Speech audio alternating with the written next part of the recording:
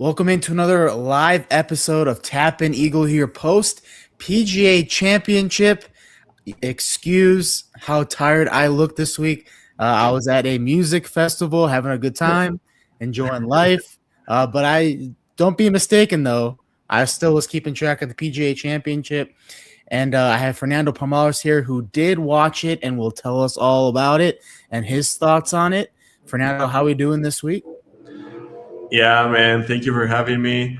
It's been a great weekend of golf. It's good to see a proper tournament where the best players in the world have to actually make an effort to shoot under par. I mean, John Ram said it best. Like he never thought that the winning score was going to be six under, or I mean 9 under. He thought it was going to be around even par, and so he was very happy, even though he didn't win, to finish at six under. And congratulations to Aaron Rai, man. That was one of the best back nines you will ever see. The unexpected major champion or the unlikely major champion, whatever you want to call it, chasing down all the big dogs out there, John Rahm, Xander Schauffele, Rory McIlroy, Scotty Scheffler, to win his first major, goes six under the last 10 holes and just closes this thing out. Fernando, what's out about Aaron Rai's performance for you? Yeah, I think it's all about his demeanor. I think that it works out better for him to stay calm. He's very composed, especially after that incredible putt on 17. 70 feet? Yeah. One of the best shots ever, and he didn't even celebrate. It was like when Scotty hold out that crazy chip to win, like against Robert McIntyre. Like he didn't even celebrate. He just went deep inside, really dug deep for this win. Aaron Wright. I mean, we picked him at the beginning of the season to win. I think it was at the AT&T because we knew he was trending. But man, nobody saw this coming. Like he shot even par on the first day, and in the most stacked leaderboard like that I've ever seen. There were like 40 players had a chance heading into Sunday, and to win by three, that just proves how tough the course was playing and how tough Aaron Wright is. The most stacked leaderboard I've ever seen in a major. I'm just looking at it like how many golfers were tied for the lead after the first two rounds was crazy. Never seen anything like that. With Aaron Rai, though, he's had some. It was weird because he's not even playing in the signature events this last previous week. He was at Myrtle Beach, and he was good enough to make this field and good enough to make the Masters field. But he was in Myrtle Beach last week, not playing at the Truist like everybody else.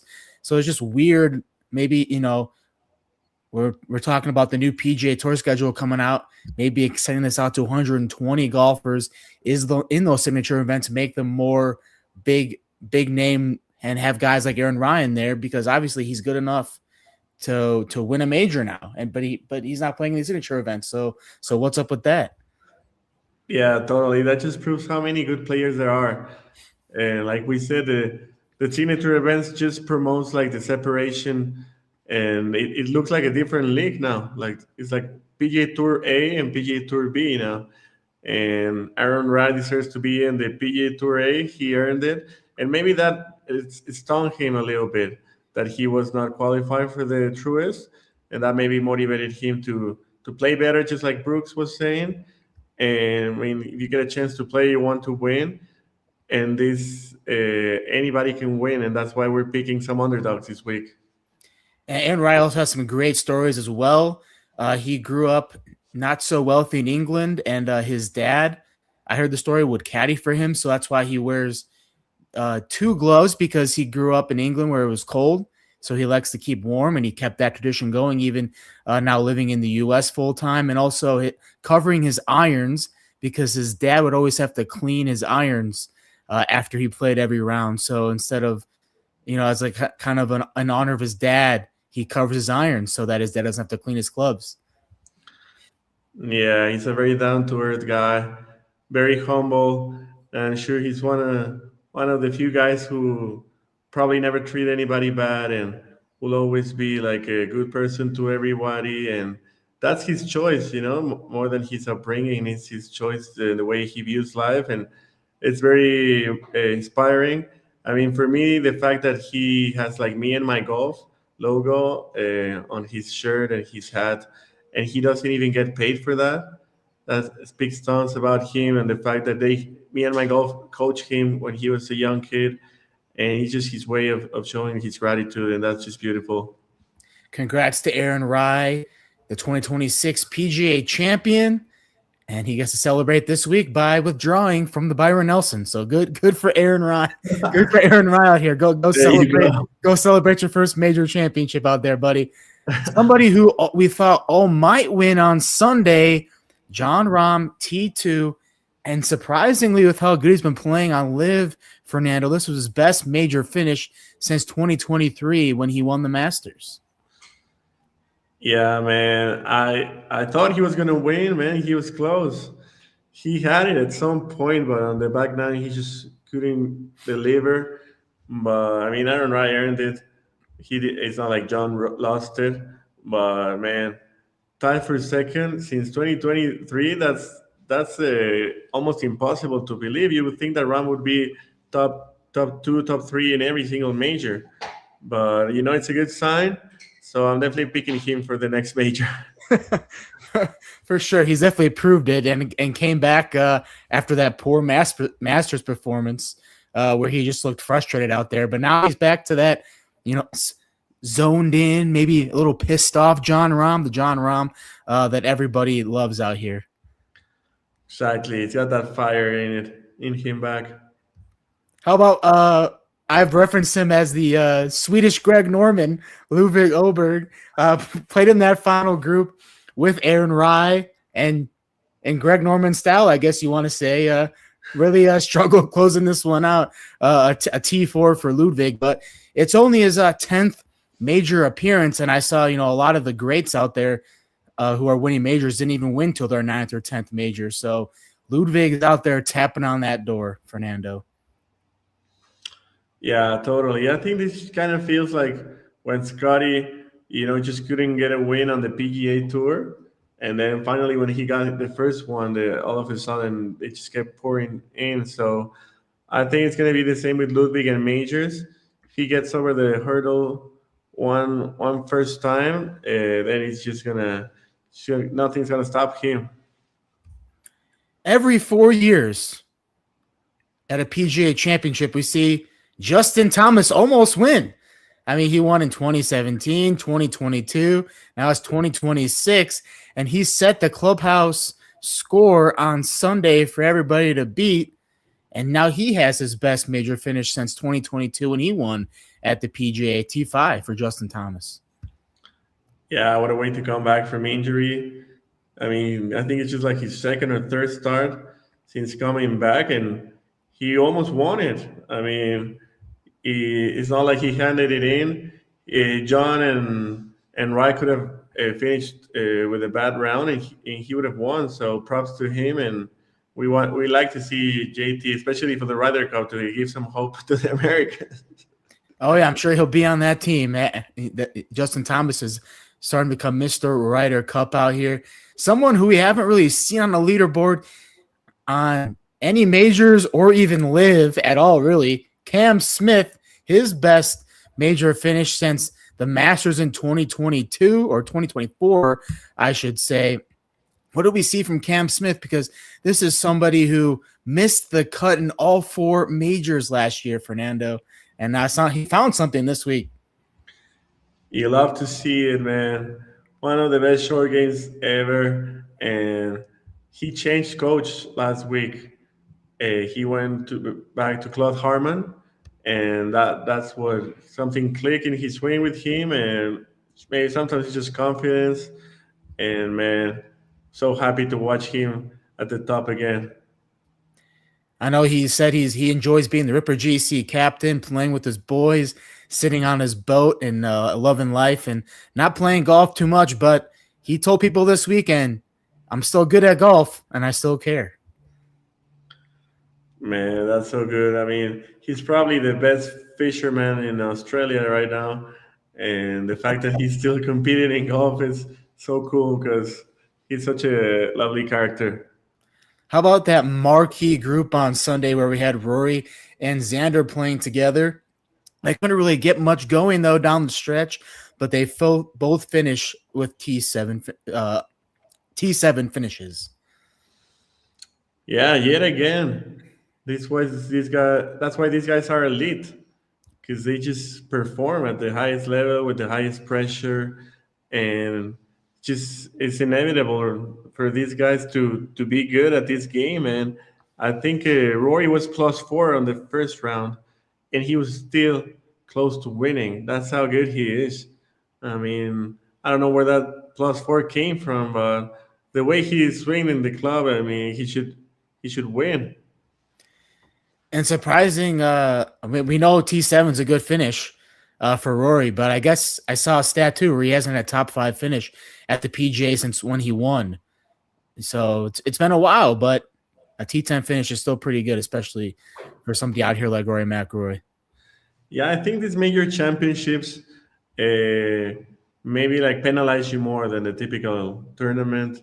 If you hit a bad shot, like the probability of double bogey is way higher than in a normal tournament because the rough is so high and the greens are so hard and so fast, and there's like runoffs on these courses. So definitely you have to be on your A game, because even if you have a good strategy, if you don't execute, you're gonna not gonna shoot under par. And it was a tough course this weekend. Only 25 golfers finished the tournament under par. We haven't mentioned Scotty Scheffler because he was tied for the lead after the first round, and then he shot over par every single round on the weekend to finish T14. So what did you make about how hard a round week was this weekend, Fernando, with only 25 golfers finishing under par? Yeah, man, incredible. Because it was not that long. I mean, compared to how far these guys hit it nowadays. But the pin positions, I mean, if you hit it a foot over the pin, you'll be dead. So players were like laying short of the pin, and then the spots were like so tricky.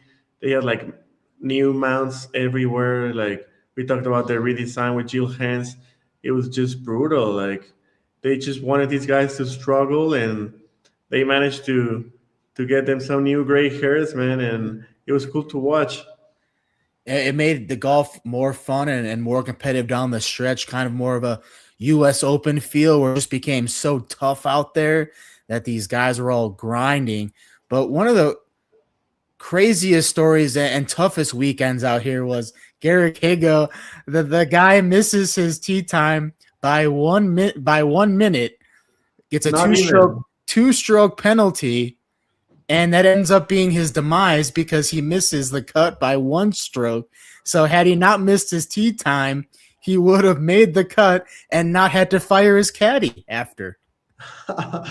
I mean, he could have not fired his caddy anyway, but maybe he did the right call, because I mean, it's a lot of money, a difference of not making the cut, especially at this one of the biggest tournaments of the year, and the amount of points it awards.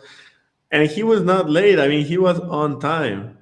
I mean, if somebody tells you let's meet at 7:30, they're not gonna tell you, hey man, it's 7:30 with 30 seconds. You're late. Like, what kind of person does that?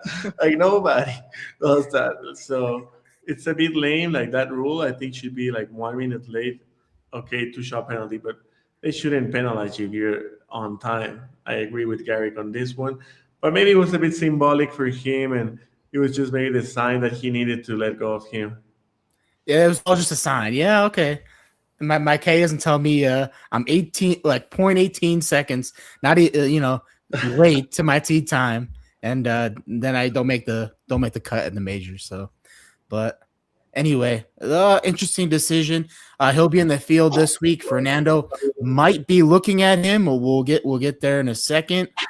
The next stop on the PGA Tour is the CJ Cup Byron Nelson, and it's a home game for both Scotty Scheffler and Jordan Spieth, and they're two of the three favorites this week, along with Siwoo Kim, who plays every week. We know this, Fernando, and he has the most top 10 finishes on the PGA Tour this week. So still some good star power this week on the PGA Tour post PGA Championship. Yeah, I mean, I love this course. I love Byron Nelson. What a great historic character of the game. He's probably in the Mount Rushmore of golf. he won 11 consecutive times back in like 1945, and he was an 18-time winner, and he only played professionally for 11 years. So that's the type of caliber that we're talking about. Like he retired like at 35 to be a rancher. That's why this course is called TPC Craig Ranch. And Byron Nelson was the first person to have a PGA Tour tournament on his name, and there's a reason. I mean, everybody loves him, and everybody's happy to honor him because he had a great legacy on the game. And Scotty, obviously being from Texas, this was his first win on his home state, and so he has a very special place in his heart. That's why he's coming back, and he should definitely be the favorite by far.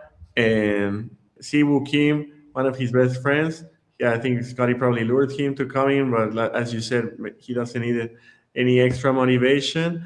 And Jordan Speed was contending last week, and he's also a fellow Texan, so I think he made his debut on the PGA Tour here when he was 16, so it all makes sense. 2 home games for 2 of the best Texas golfers. And Siwoo also lives in Texas, plays a lot of practice rounds with his friend Scotty. If you saw on YouTube, there's a little mic'd up segment from the Players Championship, and them both of them are playing together, and it's pretty funny to see how they both interact with each other. Siwoo, Mr. Consistent. Scotty is still looking for that first win since the Amex earlier this year, so maybe he gets it done where he won his first PGA Tour championship. Let's get right into the picks. And I know I've been hating on him, Fernando, the whole year, but Wyndham Clark is on my picks this week to win. He's been playing well. He finished T10 at the Masters, so he's returning to his form from when he won the U.S. Open a few years back. I'm also going to put Siwoo up there, one of the best top 10 finishers on the tour this year. I think he can be, tapping on that door to win again this week. And let's look back at that West Coast swing. Somebody who almost won a couple different times. The Waste Management, AT&T Pebble Beach, Ryo Hasatsune also making my list this week as well. Back out here, and I think he can find his previous form and come out with a win this week, Fernando. Yeah, man. Great picks. I've made them throughout the year too. I understand them, and I probably gonna pick some of them too.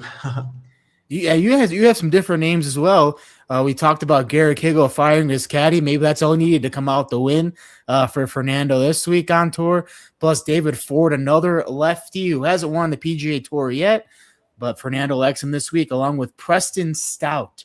Give me your reasons for these 3 this week, Fernando. Yeah, I mean, who doesn't love a lefty? And David Ford and Garrett Higgo are both amazingly talented.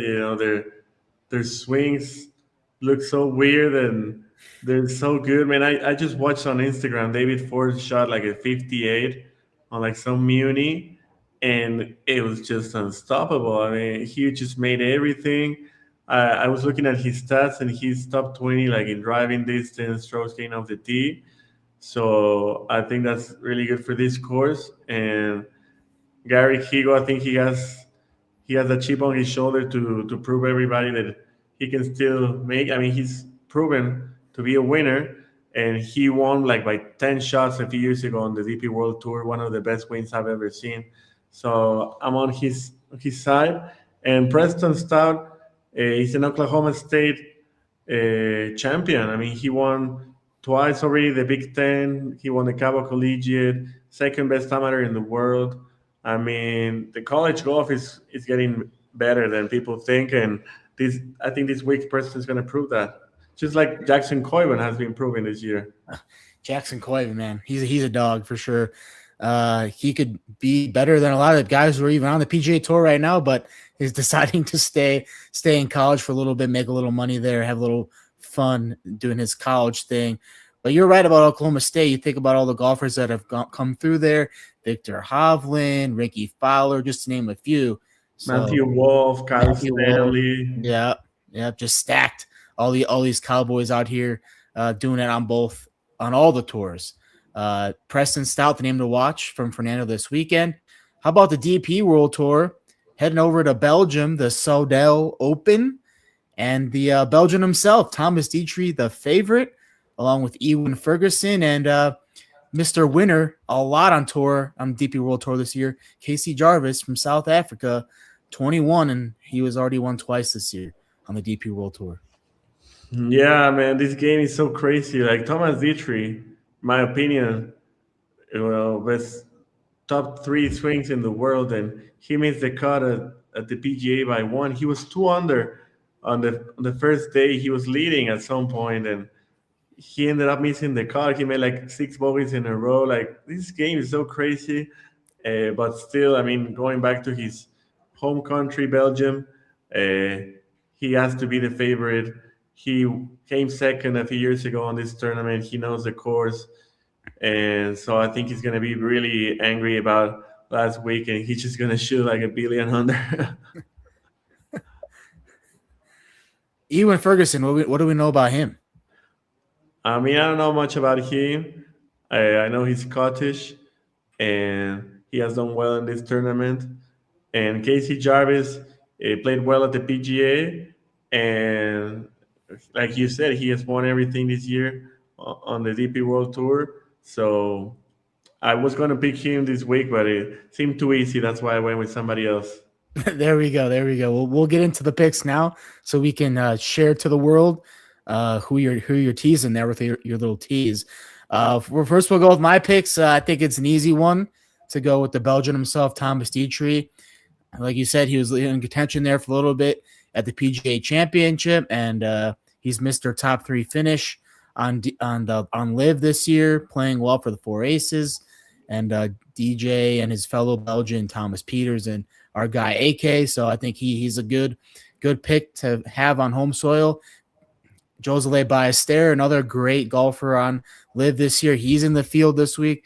I think he could be a good pick. And then Henny Duplessis, he's had top 10 finishes all over this season, and also has a win on the DP World Tour as well this year. So I think those are some good picks there with some good names for everybody to look at this weekend. Yeah, totally. What a player Ballester is, man. Oh my gosh, yeah, great young player in the game. Let's get over to Fernando's favorites. We both agree Thomas Dietrich is the easy pick this week. And another LIV golfer, first year on the LIV Tour, Victor Perez, the Frenchman who led after the first round of LIV Golf Mexico City. And Mr. Scoring record, Yurov Premlaw, after, what was it, 24 under par last DP World Tour event, just tearing it up out here. Fernando's like, all right, yeah, let's get another one. Let's get another one out here. I mean, we saw that with Jaden Shaper. He won out of nowhere, and then the next week he won again. And we saw it with Casey Jarvis.